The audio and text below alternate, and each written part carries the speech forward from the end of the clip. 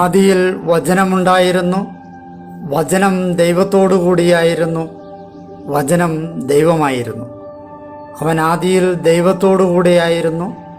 സമസ്തവും അവനിലൂടെ ഉണ്ടായി, ഒന്നും അവനെ കൂടാതെ ഉണ്ടായിട്ടില്ല. അവനിൽ ജീവനുണ്ടായിരുന്നു, ആ ജീവൻ മനുഷ്യരുടെ വെളിച്ചമായിരുന്നു. ആ വെളിച്ചം ഇരുളിൽ പ്രകാശിക്കുന്നു, അതിനെ കീഴടക്കുവാൻ ഇരുളിന് കഴിഞ്ഞില്ല.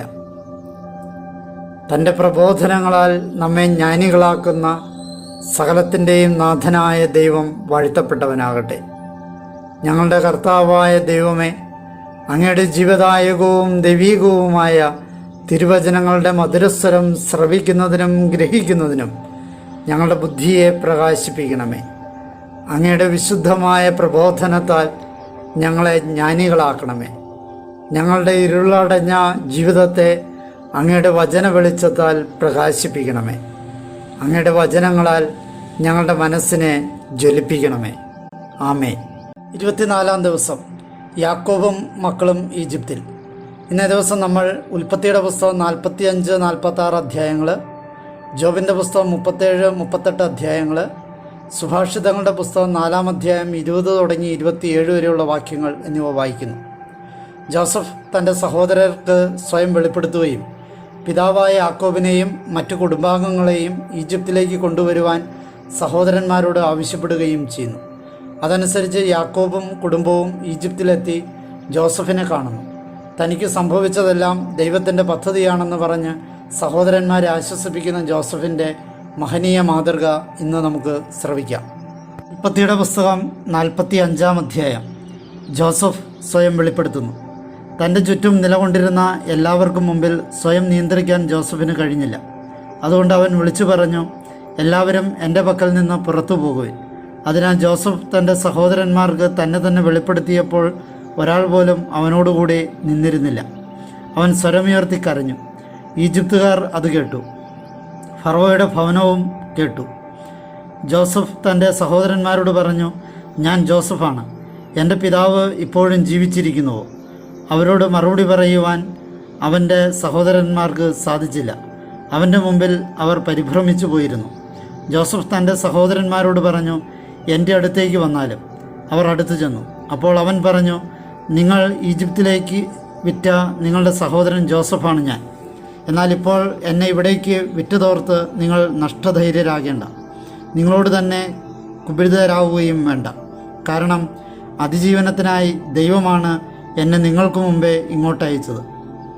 എന്തെന്നാൽ നാട്ടിൽ ക്ഷാമം ഇത് 2-ാം വർഷമാണ്. ഉഴവും കൊയ്ത്തുമില്ലാത്ത 5 വർഷങ്ങൾ ഇനിയുമുണ്ട്. നിങ്ങൾക്ക് ഭൂമിയിൽ ഒരു ശിഷ്ടഭാഗം നിലനിർത്താനും നിങ്ങൾക്ക് മഹാവിമോചനത്തിനു വേണ്ടി ജീവൻ സംരക്ഷിക്കാനുമായി ദൈവം എന്നെ നിങ്ങൾക്ക് മുമ്പേ അയച്ചതാണ്. അതുകൊണ്ട് തന്നെ നിങ്ങളല്ല എന്നെ ഇങ്ങോട്ട് അയച്ചത്, പിന്നെയോ ദൈവമാണ്. അവിടുന്ന് എന്നെ ഫറവോയ്ക്ക് പിതാവും അദ്ദേഹത്തിൻ്റെ വീടിന് മുഴുവൻ നാഥനും ഈജിപ്ത് ദേശത്തിന് മുഴുവൻ ഭരണാധിപനുമാക്കിയിരിക്കുന്നു. നിങ്ങൾ വേഗം എൻ്റെ പിതാവിൻ്റെ അടുത്ത് ചെന്ന് അദ്ദേഹത്തോട് പറയുക, അങ്ങയുടെ മകൻ ജോസഫ് ഇപ്രകാരം പറയുന്നു, ദൈവം എന്നെ ഈജിപ്തിന് മുഴുവൻ നാഥനാക്കിയിരിക്കുന്നു. എൻ്റെ അടുത്ത് വരണം, ഒട്ടും വൈകരുതേ. അങ്ങേക്ക് ഗോഷൻ പ്രദേശത്ത് പാർക്കാം. അങ്ങ് എൻ്റെ അടുത്തായിരിക്കും. അങ്ങയോടൊപ്പം അങ്ങയുടെ മക്കളും മക്കളുടെ മക്കളും അങ്ങയുടെ ആടുമാടുകളും അങ്ങേക്കുള്ള സകലതും. അവിടെ അങ്ങയെ ഞാൻ പോറ്റിക്കൊള്ളാം. എന്തെന്നാൽ ക്ഷാമം 5 കൊല്ലത്തേക്ക് കൂടിയുണ്ട്. അങ്ങും അങ്ങയുടെ കുടുംബവും അങ്ങേക്കുള്ളവരും ദാരിദ്ര്യം അനുഭവിക്കരുതല്ലോ. ഇതാ എൻ്റെ അധരം തന്നെയാണ് നിങ്ങളോട് സംസാരിക്കുന്നതെന്ന് നിങ്ങളുടെ നയനങ്ങളും എൻ്റെ സഹോദരനായ ബെഞ്ചമിൻ്റെ നയനങ്ങളും കണ്ടുകൊണ്ടിരിക്കുകയാണല്ലോ. ഈജിപ്തിലെ എൻ്റെ സർവപ്രതാപവും നിങ്ങൾ കണ്ടതുമെല്ലാം പിതാവിനോട് നിങ്ങൾ വിവരിക്കുമല്ലോ. വേഗം എൻ്റെ പിതാവിനെ ഇവിടേക്ക് കൊണ്ടുവരണം. അവൻ തൻ്റെ സഹോദരനായ ബെഞ്ചമിൻ്റെ കഴുത്തിൽ വീണ് കരഞ്ഞു. ബെഞ്ചമിനും അവൻ്റെ കഴുത്തിൽ ചാഞ്ഞു കരഞ്ഞു. അവൻ തൻ്റെ സഹോദരന്മാരെല്ലാവരെയും ചുംബിക്കുകയും അവരുടെ മേൽ ചാഞ്ഞ് കരയുകയും ചെയ്തു. അനന്തരം അവൻ്റെ സഹോദരന്മാർ അവനോട് സംസാരിച്ചു. ജോസഫിൻ്റെ സഹോദരന്മാർ വന്നിട്ടുണ്ട് എന്ന് ഫറവോയുടെ ഭവനത്തിൽ ശ്രുതി പരന്നു. ഫറവോയുടെ ദൃഷ്ടികളിലും അദ്ദേഹത്തിൻ്റെ ദാസരുടെ ദൃഷ്ടികളിലും അത് നന്നായിരുന്നു. ഫറവോ ജോസഫിനോട് പറഞ്ഞു, താങ്കളുടെ സഹോദരന്മാരോട് ഇത് ചെയ്യുവിൻ എന്ന് പറയുക. നിങ്ങളുടെ മൃഗങ്ങളുടെ മേൽ ചുമടേറ്റുവിൻ. കാനാൻ ദേശത്തേക്ക് വേഗം ചെല്ലുവിൻ. നിങ്ങളുടെ പിതാവിനെയും നിങ്ങളുടെ കുടുംബങ്ങളെയും എൻ്റെ അടുത്ത് കൂട്ടിക്കൊണ്ടുവരുവിൻ. ഈജിപ്ത് നാട്ടിലെ ഐശ്വര്യം നിങ്ങൾക്ക് ഞാൻ സമ്മാനിക്കാം. ദേശത്തിൻ്റെ പുഷ്ടി നിങ്ങൾക്ക് ആസ്വദിക്കുകയും ചെയ്യാം. ഇതാ താങ്കൾ നിയുക്തനായിരിക്കുന്നു. നിങ്ങൾ ഇത് ചെയ്യുവിൻ. നിങ്ങൾക്ക് വേണ്ടി, നിങ്ങളുടെ കുഞ്ഞുങ്ങൾക്കും നിങ്ങളുടെ ഭാര്യമാർക്കും വേണ്ടി ഈജിപ്ത് നാട്ടിലെ നിന്ന് വാഹനങ്ങൾ കൊണ്ടുപോകുവിൻ. നിങ്ങളുടെ പിതാവിനെ കയറ്റി നിങ്ങൾ വരുവിൻ. നിങ്ങളുടെ സാധന സാമഗ്രികളെപ്പറ്റി പര്യാകുലരാകേണ്ട. എന്തെന്നാൽ ഈജിപ്ത് നാട്ടിലെങ്ങുമുള്ള ഐശ്വര്യം നിങ്ങളുടേതായിരിക്കും. ഇസ്രായേലിൻ്റെ പുത്രന്മാർ അങ്ങനെ ചെയ്തു. ഫറവോയുടെ കൽപ്പനപ്രകാരം ജോസഫ് അവർക്ക് വാഹനങ്ങൾ കൊടുത്തു. യാത്രയ്ക്ക് വേണ്ടതും നൽകി. അവൻ അവർക്ക് ഓരോരുത്തർക്കും വിശിഷ്ട വസ്ത്രങ്ങൾ നൽകി. ബെഞ്ചമിന് അവൻ 300 വെള്ളി നാണയവും 5 വിശിഷ്ട വസ്ത്രങ്ങളും കൊടുത്തു. അവൻ തൻ്റെ പിതാവിനായി കൊടുത്തയച്ചവ ഇവയാണ്: ഈജിപ്തിലെ വിശിഷ്ട വസ്തുക്കൾ സംവഹിക്കുന്ന 10 കഴുതകൾ, ഗോതമ്പും അപ്പവും തൻ്റെ പിതാവിൻ്റെ യാത്രയ്ക്ക് വേണ്ട ഭക്ഷണവും വഹിക്കുന്ന 10 പെൺകഴുതകൾ. അങ്ങനെ അവൻ തൻ്റെ സഹോദരന്മാരെ യാത്രയാക്കി. അവർ പോകുമ്പോൾ അവൻ അവരോട് പറഞ്ഞു, വഴിക്ക് വെച്ച് ശണ്ട കൂടരുത്. അവർ ഈജിപ്തിൽ നിന്ന് പുറപ്പെട്ട് കാനാൻ ദേശത്ത് തങ്ങളുടെ പിതാവായ യാക്കോബിൻ്റെ അടുത്തെത്തി. അവർ അദ്ദേഹത്തോട് ഇപ്രകാരം വിവരിച്ചു: ജോസഫ് ഇപ്പോഴും ജീവിച്ചിരിക്കുന്നു. അവൻ തന്നെയാണ് ഈജിപ്ത് ദേശം മുഴുവൻ്റെയും ഭരണാധികാരി. അപ്പോൾ അദ്ദേഹത്തിൻ്റെ ഹൃദയം ജീവസറ്റതായി, കാരണം അദ്ദേഹം അവരെ വിശ്വസിച്ചില്ല. എന്നാൽ ജോസഫ് അവരോട് പറഞ്ഞ കാര്യങ്ങളെല്ലാം അവർ അദ്ദേഹത്തോട് പറയുകയും തന്നെ കയറ്റാൻ ജോസഫ് അയച്ച വാഹനങ്ങൾ കാണുകയും ചെയ്തപ്പോൾ അവരുടെ പിതാവായ യാക്കോബിൻ്റെ ചൈതന്യം ജീവസുറ്റതായി. അപ്പോൾ ഇസ്രായേൽ പറഞ്ഞു, കൊള്ളാം, എൻ്റെ മകൻ ജോസഫ് ഇപ്പോഴും ജീവിച്ചിരിക്കുന്നു. ഞാൻ മരിക്കും മുമ്പ് അവനെ എനിക്ക് കാണാനിടയാകട്ടെ. ഉൽപ്പത്തിയുടെ പുസ്തകം 46-ാം അധ്യായം. യാക്കോബും മക്കളും ഈജിപ്തിൽ. ഇസ്രായേൽ തനിക്കുള്ള സകലതിനോടുമൊപ്പം യാത്ര തിരിച്ചു ബെർഷെബായിലേക്ക് വന്നു. അപ്പോൾ അദ്ദേഹം തൻ്റെ പിതാവായ ഇസ്ഹാക്കിൻ്റെ ദൈവത്തിന് ബലികൾ സമർപ്പിച്ചു. നിശാദർശനങ്ങളിലൂടെ ദൈവം ഇസ്രായേലിനോട് സംസാരിച്ചു. അവിടുന്ന് വിളിച്ചു, യാക്കോബേ, യാക്കോബേ. ഇതാ ഞാൻ, അദ്ദേഹം പറഞ്ഞു. അവിടുന്ന് പറഞ്ഞു, ഞാൻ ദൈവമാണ്, നിൻ്റെ പിതാവായ ദൈവം. ഈജിപ്തിലേക്ക് പോകുന്നത് കൊണ്ട് നീ ഭയപ്പെടേണ്ട, കാരണം അവിടെ ഞാൻ നിന്നെ ഒരു വലിയ ജനതയാക്കി സ്ഥാപിക്കും. ഞാൻ നിന്നോടൊപ്പം ഈജിപ്തിലേക്ക് ഇറങ്ങി വരും. നിന്നെ ഞാൻ ഉത്തരോത്തരം ഉയർത്തും. ജോസഫ് നിൻ്റെ കണ്ണുകളിൽ തൻ്റെ കൈവയ്ക്കും. ബെർഷെബായിൽ നിന്ന് യാക്കോബ് എഴുന്നേറ്റു.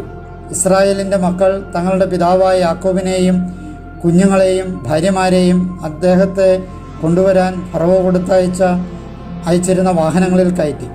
തങ്ങളുടെ കന്നുകാലികളും കാനാൻ നാട്ടിൽ തങ്ങൾ സമ്പാദിച്ച വസ്തുവകകളും അവർ കൂടെയെടുത്തു. യാക്കോബും അദ്ദേഹത്തോടൊപ്പം അദ്ദേഹത്തിൻ്റെ ഓരോ സന്തതിയും ഈജിപ്തിലേക്ക് പോയി.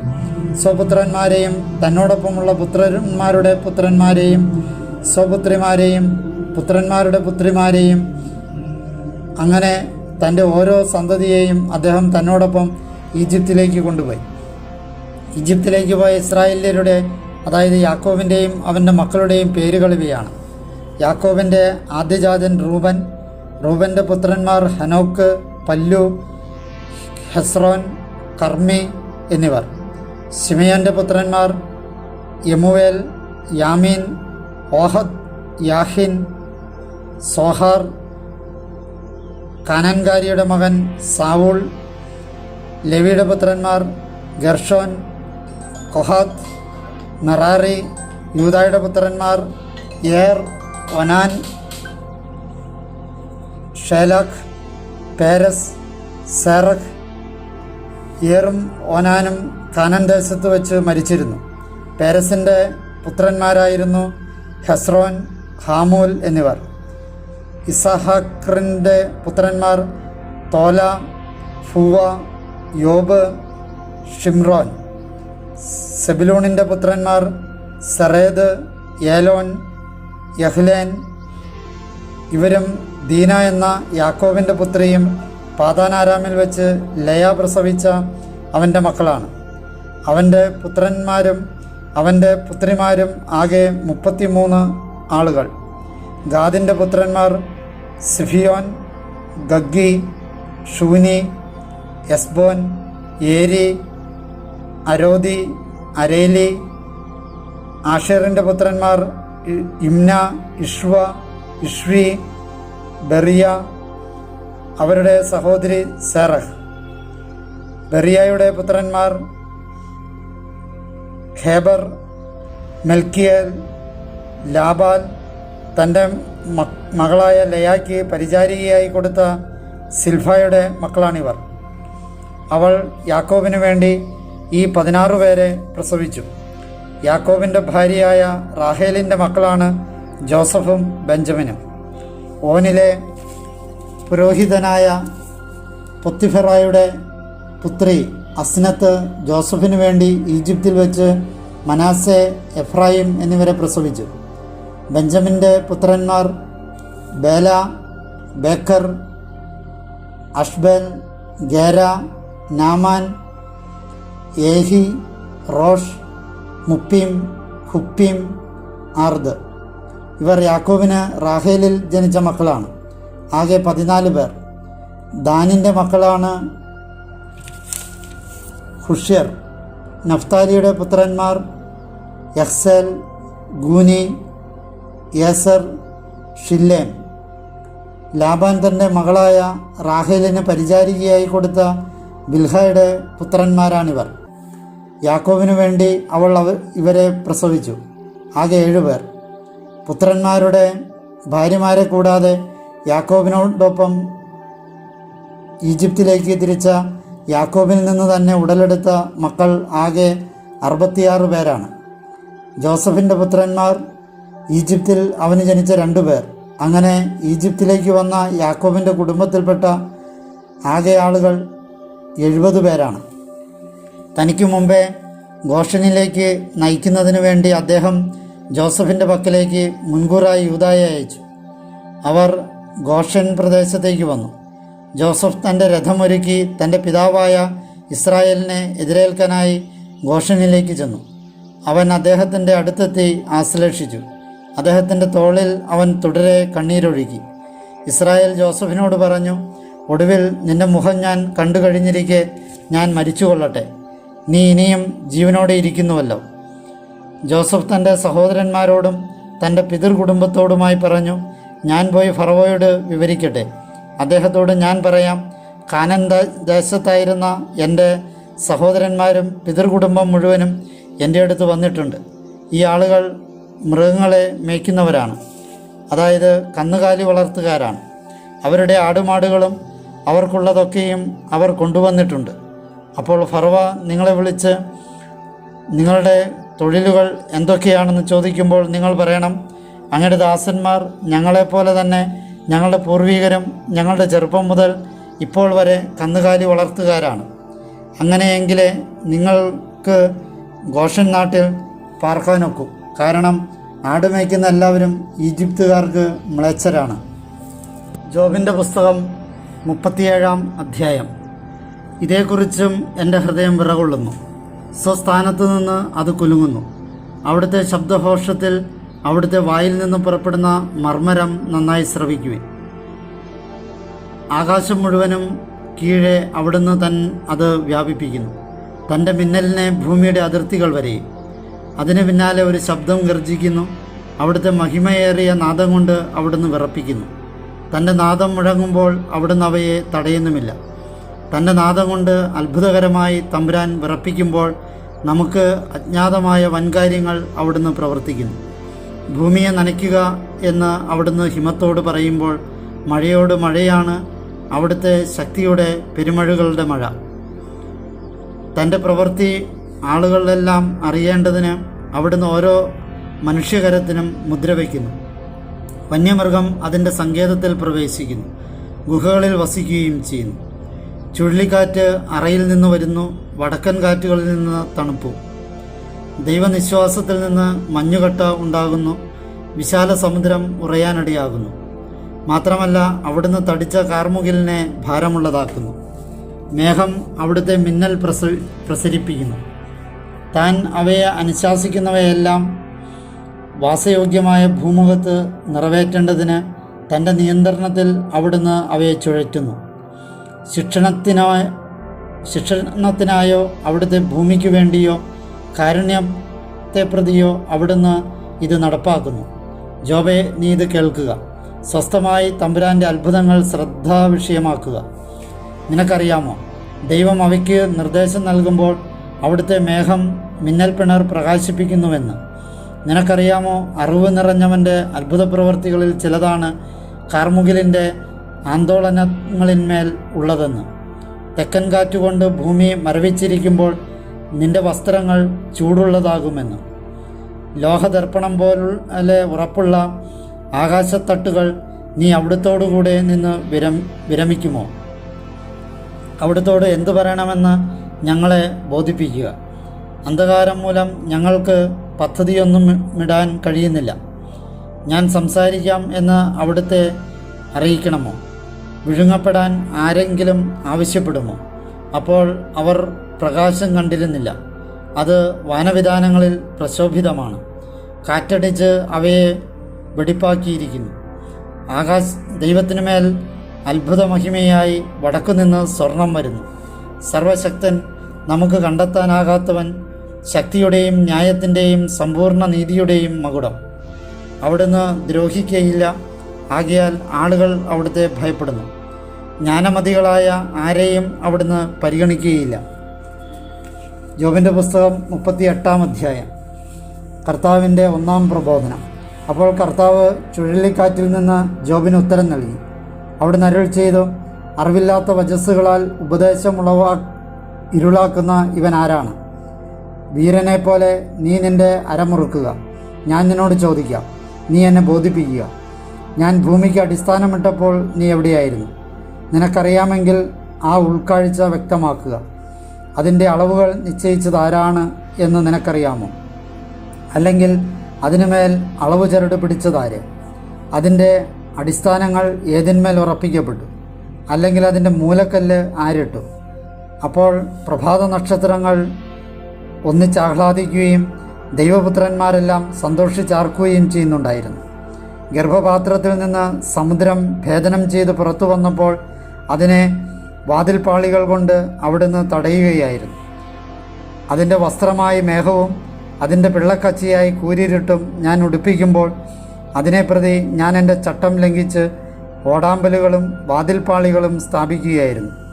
എന്നിട്ട് ഞാൻ പറയുകയായിരുന്നു, ഇവിടം വരെ നിനക്ക് വരാം, പിന്നെ തുടരരുത്. ഇവിടം നിൻ്റെ തിരമാലകളുടെ ഔദ്ധത്യത്തിൽ കഴിഞ്ഞുകൊള്ളട്ടെ. നിൻ്റെ ദിനങ്ങൾക്കു മുതൽ നീയാണോ പ്രഭാതത്തെ അനുശാസിക്കുന്നത്, ഉഷസ്സിന് അതിൻ്റെ സ്ഥാനം മനസ്സിലാക്കി കൊടുക്കുന്നത്? ഭൂമിയുടെ അതിർത്തികളിൽ പിടിമുറുക്കുവാൻ ദുഷ്ടർ അവിടെ നിന്ന് കുടഞ്ഞെറിയപ്പെട്ടിരുന്നു. മുദ്രയുടെ കളിമണ്ണ് പോലെ അത് സ്വയം മാറുന്നു. അവരാകട്ടെ മേലങ്കി പോലെ എഴുന്നു നിൽക്കുന്നു. ദുഷ്ടരിൽ നിന്ന് തങ്ങളുടെ പ്രകാശം പിൻവലിക്കപ്പെടും. ഉയർന്ന കരം ഒടിക്കപ്പെടും. സമുദ്രത്തിൻ്റെ ഉറവകളോളം നീ ചെന്നിട്ടുണ്ടോ? ആഴത്തിൻ്റെ അന്തരാളത്തിൽ നീ സഞ്ചരിച്ചിട്ടുണ്ടോ? മൃത്യുകവാടങ്ങൾ നിനക്ക് വെളിപ്പെട്ടിട്ടുണ്ടോ? മരണനിഴലിൻ്റെ വാതിലുകൾ നീ കണ്ടിട്ടുണ്ടോ? ഭൂമിയുടെ വിശാലതകൾ നീ ഗ്രഹിച്ചിട്ടുണ്ടോ? അതെല്ലാം നിനക്കറിയാമെങ്കിൽ വർണ്ണിക്കുക. പ്രകാശം വസിക്കുന്ന ഇടത്തേക്കുള്ള വഴി എവിടെ? അന്ധകാരത്തിൻ്റെ ഇടം എവിടെ? അതിൻ്റെ അതിർത്തിയിലേക്ക് നീ അതിനെ കൊണ്ടുപോകേണ്ടതുണ്ടോ? അതിൻ്റെ ഭവനത്തിൻ്റെ വഴികൾ നീ മനസ്സിലാക്കേണ്ടതുണ്ടോ? നിനക്കറിയാമായിരുന്നോ അപ്പോഴേ നീ ജാതനായിരുന്നു എന്ന്? നിൻ്റെ നാളുകളുടെ എണ്ണം ഏറെയാണെന്ന്? ഹിമത്തിൻ്റെ കലവറകളിലേക്ക് നീ ചെന്നിട്ടുണ്ടോ? കന്മഴയുടെ കലവറകൾ നീ കണ്ടിട്ടുണ്ടോ? ദുരിതകാലത്തേക്ക് വേണ്ടിയും പോരാട്ടത്തിൻ്റെയും യുദ്ധത്തിൻ്റെയും ദിനത്തിലേക്ക് വേണ്ടിയും ഞാനവ കരുതി വച്ചിരിക്കുന്നു. പ്രഭ പ്രസരിക്കുന്നതും ഭൂമിമേൽ കിഴക്കൻ കാറ്റടിക്കുന്നതും ഏതു വഴിയാണ്? ആരാണ് വെള്ളപ്പാച്ചിലിന് ചാലും ഇടിമുഴക്കങ്ങൾക്ക് പാതയും കീറിയത്? ആളില്ലാത്ത ഭൂമിക്ക് മീതെ മനുഷ്യനില്ലാത്ത മരുഭൂമിയിൽ മഴ പെയ്യിക്കാനും വിജനമായ തരിശുഭൂമി കുളിർപ്പിക്കാനും പുൽമേട് കിളിർപ്പിക്കാനുമായി. മഴയ്ക്കൊരു അപ്പനുണ്ടോ? അഥവാ മഞ്ഞുതുള്ളികളെ ജനിപ്പിച്ചതാര്? ആരുടെ ഉദരത്തിൽ നിന്ന് മഞ്ഞുകട്ട പുറപ്പെടുന്നു? ആകാശനീഹാരത്തെ ആര് പ്രസവിക്കുന്നു? ജലമുറഞ്ഞ് പാറ പോലെയാകുന്നു. ആഴത്തിൻ്റെ മുഖം കട്ടിയാകുന്നു. കാർത്തികയുടെ ചങ്ങലകൾ നിനക്ക് ബന്ധിക്കാമോ? അഥവാ മകയിരത്തിൻ്റെ കയറുകൾ അഴിക്കാമോ? രാശിചക്രം അതിൻ്റെ നിശ്ചിത കാലത്ത് നീ പുറത്തു കൊണ്ടുവരുമോ? സപ്തർഷി രാശിയെ അതിൻ്റെ മക്കളോട് ചേർന്ന് നീ സമാശ്വസിപ്പിക്കുമോ? ആകാശങ്ങളുടെ ചട്ടങ്ങൾ നിനക്കറിയാമോ? ഭൂമിയിൽ അതിൻ്റെ ആധിപത്യം നീ നിശ്ചയിക്കുമോ? ജലസഞ്ചയം നിന്നെ മൂടത്തക്ക വിധം കാർമുകിലിനോട് നിന്റെ സ്വരം ഉയർത്താമോ? നീ ഇടിമിന്നലുകൾ അയക്കുകയും ഇതാ ഞങ്ങൾ എന്ന് നിന്നോട് പറഞ്ഞ് അവ പുറപ്പെടുകയും ചെയ്യാറുണ്ടോ? ജ്ഞാനം ഉള്ളിൽ നിക്ഷേപിച്ചതാര്? അഥവാ മനസ്സിന് ഉൾക്കാഴ്ച നൽകിയത് ആര്? ജ്ഞാനം ഉപയോഗിച്ച് ആകാശത്തട്ടുകൾ എണ്ണാൻ ആർക്ക് കഴിയും? ആകാശങ്ങളിലെ ജലസംഭരണികൾ ആര് ചരിക്കും? പൊടി ഒട്ടിപ്പിടിച്ച് കട്ടിയാകുമ്പോഴല്ലേ ഇഷ്ടികകൾ കൂടിച്ചേരുന്നത്? സിംഹത്തിനായി ഇരയെ നീ വേട്ടയാടുമോ? യുവസിംഹങ്ങളുടെ ജീവനെ നീ തൃപ്തിപ്പെടുത്തുമോ? എന്തെന്നാൽ അവ ഗുഹകളിൽ പതുങ്ങിക്കിടക്കുന്നു, പന്തലിൽ പതിയിരിക്കുന്നു. കാക്കയ്ക്ക് അതിൻ്റെ തീറ്റ തയ്യാറാക്കുന്നതാര്? ഭക്ഷണമില്ലാതെ വലഞ്ഞ് അതിൻ്റെ കുഞ്ഞുങ്ങൾ ദൈവത്തോട് സഹായം അഭ്യർത്ഥിക്കുന്നില്ലല്ലോ. സുഭാഷിതങ്ങളുടെ പുസ്തകം 4-ാം അധ്യായം 20 മുതൽ 27 വരെയുള്ള വാക്യങ്ങൾ. എൻ്റെ മകനെ, എൻ്റെ വചനങ്ങൾക്ക് ശ്രദ്ധ കൊടുക്കുക, എൻ്റെ മൊഴികൾക്ക് ചെവിചായ്ക്കുക. നിൻ്റെ കണ്ണുകളിൽ നിന്ന് മാറിപ്പോകാതെ അവ നിൻ്റെ ഹൃദയത്തിൽ സൂക്ഷിക്കുക. എന്തെന്നാൽ കണ്ടെത്തുന്നവന് അവ ജീവനാണ്, അവൻ്റെ ശരീരത്തിന് മുഴുവൻ സൗഖ്യവും. ഏത് ബന്ധനാവസ്ഥയിൽ നിന്നും നിൻ്റെ ഹൃദയം നീ കാക്കുക, ജീവൻ്റെ പ്രഭവങ്ങൾ അതിൽ നിന്നാണല്ലോ. വായുടെ ദൂഷണം നിന്നിൽ നിന്ന് നീക്കിക്കളയുക, അധര വ്യതിചലനം നിന്നിൽ നിന്ന് ദൂരെ അകറ്റുക. നിൻ്റെ ദൃഷ്ടികൾ നേരെ മുമ്പോട്ട് നിരീക്ഷിക്കട്ടെ, നിൻ്റെ കടാക്ഷങ്ങൾ നിൻ്റെ മുമ്പിൽ ഋജുവായിരിക്കട്ടെ. നിൻ്റെ പാദവഴിത്താര ഒരുക്കുക, നിൻ്റെ വഴികളെല്ലാം ചൊവ്വുള്ളതായിരിക്കട്ടെ. വലത്തോട്ടോ ഇടത്തോട്ടോ വ്യതിചലിക്കരുത്, നീ നിൻ്റെ കാൽ തിന്മയിൽ നിന്ന് അകറ്റുക.